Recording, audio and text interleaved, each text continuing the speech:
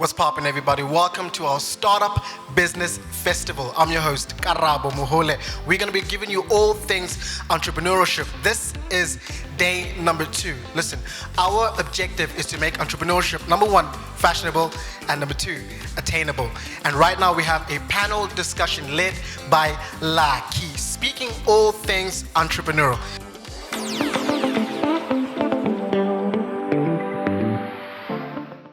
Good morning, everybody. I know we've got a lot of people joining us from different parts of the country, different parts of the continent, joining our second annual Startup Business Festival, where we celebrate all things entrepreneurship, leadership, and innovation. So the Startup Business Festival brings together entrepreneurs, enablers, and investors to really look into how can we make this entrepreneurship thing trend, right? How do we make it cool? But beyond it being cool, how do we make it work for our people on the ground?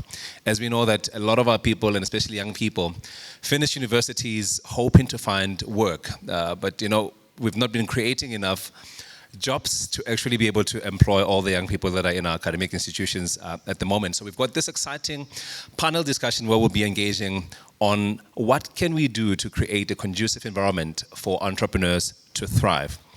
This segment is called Come Meet the Enablers and Entrepreneurs. So I'm sitting with amazing entrepreneurs, innovators in their own right who have done it over and over and over again, and some of them are actually even extending that work to other people in other spaces to say, I have done it, let me show you how to do it. And we are here at the Startup Business Campus. Startup Business Campus, really, we say it's where great minds work, learn, make, and connect. If you forget everything that I say, just know that if you want to see and meet and connect with amazing people in the entrepreneurship ecosystem, the Startup Business Campus is a place to be. I'm super excited about the conversation that we're going to have, and hope you are going to enjoy yourselves as much as I'm going to enjoy myself. So I want to remind you of our hashtags. We've got a hashtag, Startup Biz Hack 22. This is for our hackathon. We've got Startup Biz Fest 22, which is our main festival, hashtag.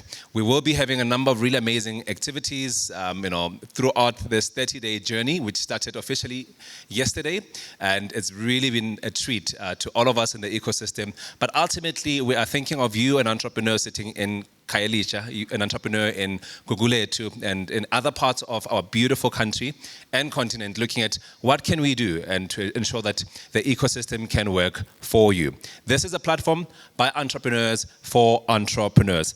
Exciting time to be here. Once again, my name is Laki Diterio. I'm an entrepreneur, a strategist, and an investor, and the founder of the Startup Business Campus and the convener of the festival that we have here. This is our second year, and we are growing stronger and stronger. And thank you to everybody who is actually making this possible. This is not a job of one particular organization, but it's a job of organizations coming together to say, let's actually make this really awesome. And we appreciate all of our partners. You'll see them, coming through and introducing themselves. And a number of amazing guests that also come into the studio to really, listen in and ask questions and learn as much as possible. We say that learning is the most important thing that you do, or we do to prepare ourselves for the future. We must have the right know what and know how. And this particular engagement is essentially about that. Let's actually start with my wonderful guests who are here. I'm going to start there with my brother. From the least. How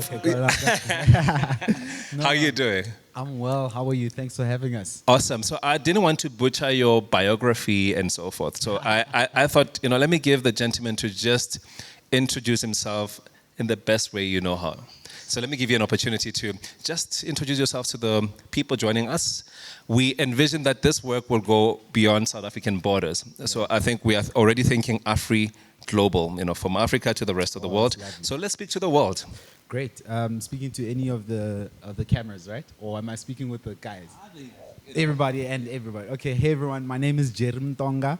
I'm a graduate from the Drama School of Arts at Wits. I graduated a while back actually, and I've been practicing as an actor.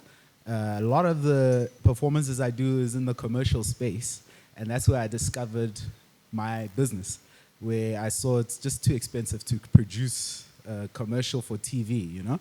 So I decided, okay, let's see if we can produce video content for micro enterprises. And in doing so, I realized that there's a whole world, an ecosystem that exists. And that's where I discovered that there's a greater purpose than just making money, but the difference that we can make by becoming a business support tool, as opposed to just like a point of sale, hey, we'll do a video. But then we create content that helps articulate the executive summary of a micro enterprise so that they can share it with stakeholders and invest in their vision of success and articulate their reports and everything in a short visual videos. That's basically what's up. Wow, ladies and gentlemen, I told you, amazing people. So this is going to be a treat for us as a community, and looking forward to engagement. My sister, Portia, please just introduce yourself to the people watching us and also people here who are wondering who is actually in this room and who's part of this amazing discussion. Thank you so much, Lucky. Ladies and gentlemen, my name is Portia Lefua Mawungu, and I am an innovator in the medical sector. I innovate medical devices for people living with disabilities. Now, this all started in 2011 when I myself was in a wheelchair when I broke my pelvis after I fell from a 3-story building. I had to see my mother and granny lift me off the wheelchair and put me onto the toilet pot. But then I thought to myself, if I'm going to be in this situation for a short period of time, what about those who's going to come after me? And that's when I came up with the innovation called the Paratube, which is a retrofitted seat. It fits into any standard existing wheelchair. It converts into a toilet using disposable biodegradable bags, and the patient doesn't have to leave the wheelchair to use the bathroom. Thank you very much. Wow. I told you, ladies and gentlemen, it's getting hot in here. It's getting really, really, really hot in here. And we'll be really embarking on it. Remember, we are not only talking to enablers, but also entrepreneurs, because I think the entrepreneurial journey is quite a complex journey. So I'd love really first-hand know-how on what can we do, how can we improve what we're doing, your journey, and ultimately, so we'll get into that. My brother. Good morning. Please take us through, what you do and who you are. Let the world know. So firstly, you have to find comfort sitting around such superstars, right? But it's really awesome to be here with everyone. A talent that knows how to communicate storytelling, which I love. On this side, we've got an incredible story that I'm so keen on. And on this side, I've got a fellow sock connoisseur. So I think we're doing all right. Good morning, everyone. My name is Nkosinathi Moshwana. I am the firstborn son of a strong black mother, a strong praying mother, the product of prayers and grace. The firstborn of 4 siblings. 2 are in the audience, one of whom is the reason I'm sitting here now. And my claim to actually sit on this seat is the fact that I work in the social entrepreneurship space. My role on this planet is to connect young people from under-resourced communities with the opportunities they need to become those who they are destined to become. And the minute I found that out is when I realized that whether you come from a private school, a privileged community, or whether you come from our sort of humble beginnings with no access to resources, both those candidates have the same capacity, the same capability, the same knowledge and strength. The difference is access to information, exposure, and support. So as soon as we get that past any young person, they're powerful and can do anything. The company that I lead as the Chief of Operations is called Prime Stars, and our legacy began with the launch of the legendary Take Your Girl Child to Workday initiative, which to date has enabled millions of young girls to break through the proverbial glass ceiling and begin advocating for gender-based balance within the corporate space. Since then, we have galvanized the education industry by using cinemas as theaters of learning. So I'm not sure when last you guys were in a cinema, but you've probably sat in one of my classrooms. I don't have any children, but I do have 90,000 children that come through my cinemas every year, whom I call my kids. And through that process, we teach in math and science, financial literacy, career guidance, gender-based violence, and of course, the conversation that gets me here today, entrepreneurship. Fantastic, fantastic, fantastic. Awesome time, awesome moment. Remember that our theme for this week is entrepreneurship for social change. So many years ago, I understand in the 1900s, a particular gentleman who came to be famous, and I know that you know about this gentleman, walked the streets of this beautiful precinct where we're finding ourselves today, Newtown. So Newtown was established in 1904 by entrepreneurs for entrepreneurs. So it's been an entrepreneurial playground, and I believe this is Johannesburg's original entrepreneurship playground. And a particular gentleman walked here. There was an epidemic, not a pandemic, epidemic here in a place called Brixfields back in the day.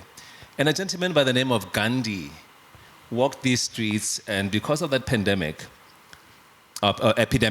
he actually created a clinic, a little clinic here to try to solve that challenge. So we've gotten to know Gandhi as a gentleman who coined the word, be the change you want to see in society. So I want this to be the starting point, and to understand that our conversation does not just start today. So this conversation has been going on, even the Gandhis have walked the streets in the same place where we're finding ourselves today. So for us, social entrepreneurship, I mean, some people think of it as a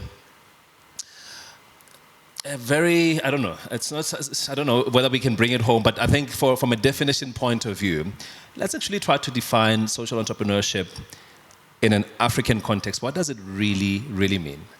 Let me start with you, Portia. Ladies first, eh? Well, for me, social entrepreneurship, it means a lot in the South African context, because I believe, every day we go through something really challenging, but are we as youth, are we as people sitting back and saying, is there something I can do to change this? So every single person, every one of us are social entrepreneurs, or we can make a social change by just taking out something like maybe you're having a problem with a tire and you feel you can change it, and you feel if it works for you, remember, you're not only making a difference for yourself, but you're making a difference for 10 other people, and the journey and the cycle continues. So that's what I believe. Wow. I love that. Jerry. So for me, social entrepreneurship has actually helped me articulate my identity. Because for a long time, I've not been a capitalist in the sense of taking advantage of other people's and exploiting the opportunity so much that I profit alone and other people are want to lost, right? But at the same time, in working with social organizations, a lot of them look at me and wonder, okay, why are you worried about money? Why is sustainability even a question? Why can't we just do good? And so I've always been caught in between two worlds. And so I feel like social entrepreneurship is the sweet spot between your classic capitalism, which is all going wrong, and social work or social impact, but that is sustainable and not donor reliant. So I think social entrepreneurship is that sweet spot. Wow, I'm loving it, my brother. Please help us take it to the next level. That's incredible. That's absolutely. So from a corporate perspective, they will talk about triple bottom line. Yeah. From a social entrepreneur perspective, planet, people, and profit. But from my perspective, what social entrepreneurship does as a fourth P, and that's purpose, right? So we got to talk about planet, people, purpose, and profit. That's if we're talking corporate. But for me, a social entrepreneur is someone who walks out into the environment and becomes a profitable active citizen. So South Africa has struggled to get this active citizenship going, right? Global Citizen has done a great job at that, right? But even they haven't gotten it to a point where you're a social entrepreneur. So if we can get people looking out into the country and saying, I want to make a difference, you are an active citizen, but if we can get you to make a difference by solving a problem and making money out of it, then you are a profitable active citizen. I love this. I absolutely love it. I can see audience members smiling right there. How y'all doing? Awesome. We're getting a recording, so I just want to take notes of all of this. Yeah, no, don't worry. I've got my little notepad here. So I love this. So beautiful definitions of really this amazing phenomenon, the discussion and engagement. So we're trying to look into how do we not take this entrepreneurship thing or social entrepreneurship thing from the shelf, because a lot of the time as an ecosystem, as a country, we're getting our innovations off the shelf and we are not necessarily putting them on the shelf. I mean, the classic case of how do we build living entrepreneurial ecosystems? typically we will go and benchmark, we go to Silicon Valley and look into how they did what they did and so forth. But I'm wondering whether the Silicon Valley exercise or framework or in the environment is similar to how we need to incubate in an African or South African context. Let me start with you. I was about to ask, can I jump in here? We start in the wrong place in South Africa, and ultimately Africa, we are one, right? So Africa, South Africa, we are one. But we start in the wrong place. When we analyze developed economies and we want to figure out why they've got such brilliant businesses, we always look at the business stage. But developed economies have entrepreneurship, let's simplify entrepreneurship, have problem solving, critical thinking, and creativity as part of the fabric. So where does the fabric begin? In development. So when we are speaking to grade Rs, or you're speaking to primary school students, or you're speaking to high school students up until tertiary, the conversation is continuously around equity, ownership, problem solving, creativity. So it's a way of life. That's the term I'm looking for. It's a way of life. So by the time you look overseas, and in Silicon Valley, there's a 16-year-old who's a multimillionaire from a very simple innovation, then you figure out that there's no ceiling on the challenge. So for me, when you talk about an ecosystem, when you talk about getting entrepreneurship into these spaces and flowing as a way of life, we are starting in the wrong place. We should be starting as young as we can be. That's why the new generation are so creative. I mean, my younger sister is an incredible entrepreneur. Kopano Mashwana, she runs KPRA Marketing, an incredible business, one of the leading digital businesses in this country, taking over the world, right? But she's teaching me, her 32-year-old brother, who sits on boards, who reports to people, blah, blah, blah, what it means to have an entrepreneurial spirit, a risk appetite, a safe one, and the ability to solve. So for me, it's about starting in the right place and starting early. But we're not doing that in our country. We're not having the conversations.